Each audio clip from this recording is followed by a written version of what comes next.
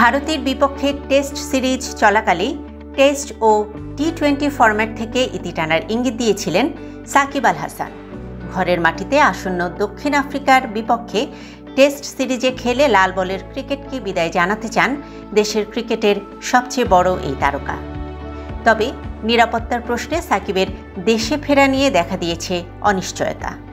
দেশে ফিরতে এবং পুনরায় দেশ ছাড়তে নিরাপত্তা চেয়েছিলেন টাইগার এই অলরাউন্ডার।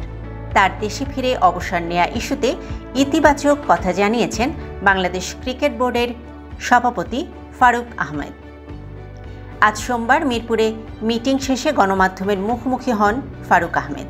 এ সময় সাকিবের দেশে ফিরে অবসর নেয়া প্রসঙ্গে ফারুক বলেন, হ্যাঁ, সাকিবের সঙ্গে আমার যোগাযোগ হয়েছে। সাকিবের ভালো সম্ভাবনা আছে দেশে এসে অবসর নেয়ার। সাকিবের নিরাপত্তার ইস্যুতে ফারুক বলেন, লিগ্যালটা তো আমি বলতে পারবো না। সর্বোচ্চ পর্যায় থেকে আমি তো ছোট মানুষ, বোর্ড প্রেসিডেন্ট, আমার হাতে ক্ষমতা খুব কম। সাকিবের ব্যাপারটা পুরোপুরি সরকার থেকে আসতে হবে। তিনি আরও বলেন, আইনশৃঙ্খলা বাহিনী আছে, সরকার আছে, উপদেষ্টা আছে, তারা সিদ্ধান্ত নেবে তার সামগ্রিক দায়িত্ব নেয়ার। আমাদের যতটুকু ক্ষমতা স্টেডিয়ামের ভেতর ও ইনডোরে যাবে, মাঠে খেলবে, অনুশীলন করতে যাবে। এই দায়িত্ব নেওয়াটা তো খুবই সহজ, এটা আমরা নিতে পারব।